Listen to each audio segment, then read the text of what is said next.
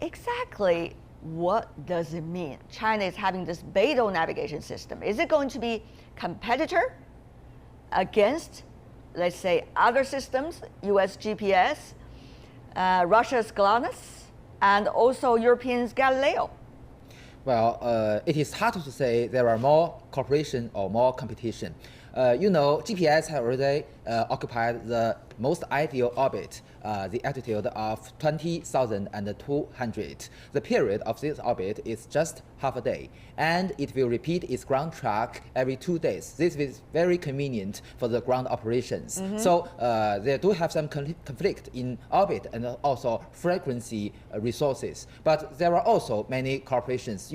The feature of this kind of navigation system based on the broadcasting of navigation signals from the satellite to the ground. And if there are more satellites in the sky, there will be more accurate for the receiver, for our customers. So it will be more convenient for us to have both the GPS, GLONASS, Galileo, and Beidou, and we will benefit from this. But Professor Siebert, is it likely to happen? I mean, the real cooperation among these different kinds of navigation system run certainly by different countries?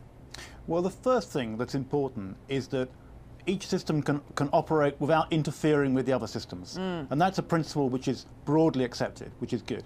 Much better than that is if the signals from multiple constellations can be measured by a single receiver, a single device. Then the consumer and scientists can make imaginative use of that combination of the satellite signals. And therefore, is there possibility for cooperation? Is that already on the horizon, Professor? It's a broadly accepted principle. Everyone, I don't think anybody wants these things to work against each other, but of course it's difficult because people want to get the best possible orbits and get the best possible signals. But so far the story looks good. The future looks bright, shall we say. All right. Dr. Sheldon, does the future look as bright as what Professor Siebert just described to you? From a commercial and civil point of view, absolutely. The more systems there are in orbit, the better it is for all the users around the world, including in China and the United States. From a military point of view, and hopefully this is something that will never happen, but if there is a conflict between countries that own these systems, then that might be a different story. At this moment, I want your comment, sir, because 98% as claimed by China, the components making these two satellites just being launched actually are made in China. A very much produced in China element of it. What does it mean to many others around the world looking at China's recent progress in this regard? This is a tremendous progress for China, and it also marks China as, of course, one of the leading space powers in the world, because being a leading space power is not just about putting human beings in orbit and returning them safely and launching all kinds of satellites.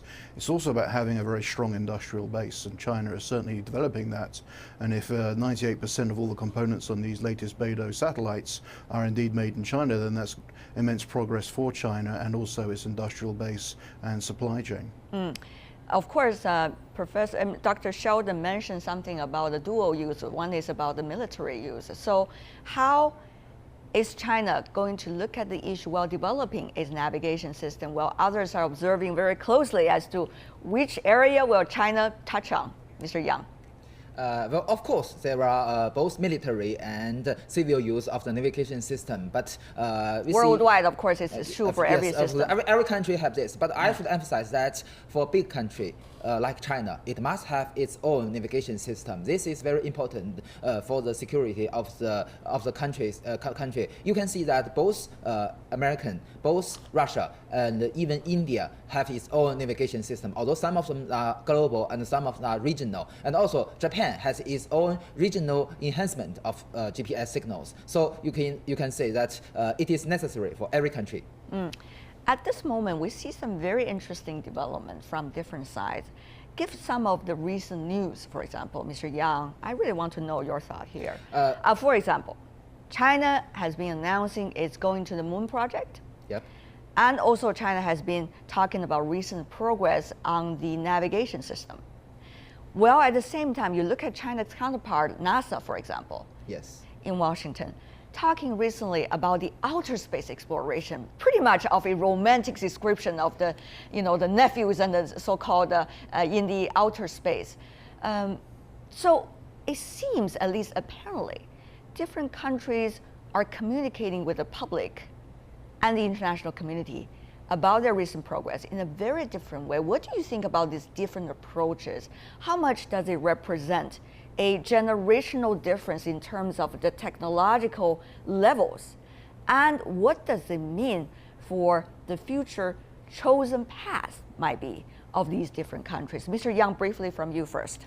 Well, I've mentioned before that China is still a developing country, and also I mentioned that there are direct and indirect reward from space technology. For China, because we still have a long way to go, and still the United States is now plays a leading role in space technology. We still have a very long way to go to catch up with the United States. So at the current stage, I think it is a wise choice for us to invest money on those projects which can have many much more direct reward from it. And also we should develop the technology which is not too difficult for us at the current stage. I see. Professor Ziebart, your observation? Well, first of all, I'd like to say what a great idea it is for China to develop Beidou.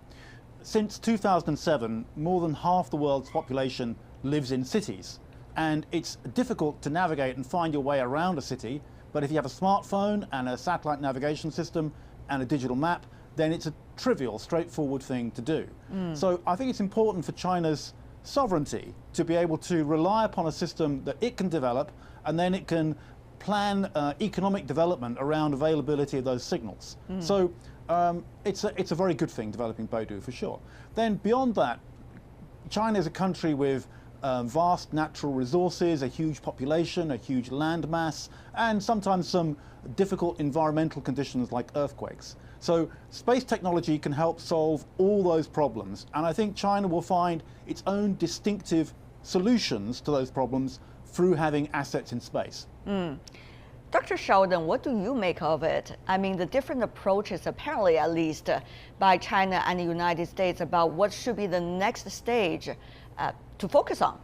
Well, I mean, we have two different programs. Obviously, many of them use the same technologies, but these are two programs that are done for very different purposes, by and large. We must also remember that China, while it is becoming a very major space power, is also a young space power.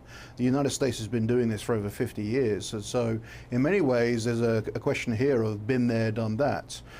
While at the same time, though, there is a lot of goodwill towards China and its achievements and ambitions. But I will say this about Beidou. The other aspect of Beidou for China is its diplomatic and geopolitical implications. With China developing its One Belt, One Road initiative and so on, there will be a space Silk Road part of these initiatives, and Beidou will play a critical role.